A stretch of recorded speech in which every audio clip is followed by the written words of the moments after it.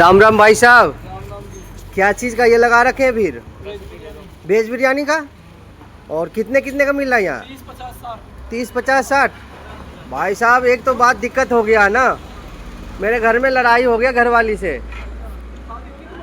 हाँ भाई साहब मेरा हो रखा है शादी।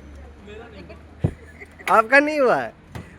लड़ाई हो गया इस बात का कि घर में खाना नहीं बना है, तो हम क्या करें? आप ही कुछ बताइए। तो वो हो जाएगा, लड़ाई बंद हो जाएगा? लड़ाई तो बंद नहीं होगा, पर हो ही जाएगा। हो जाएगा ना?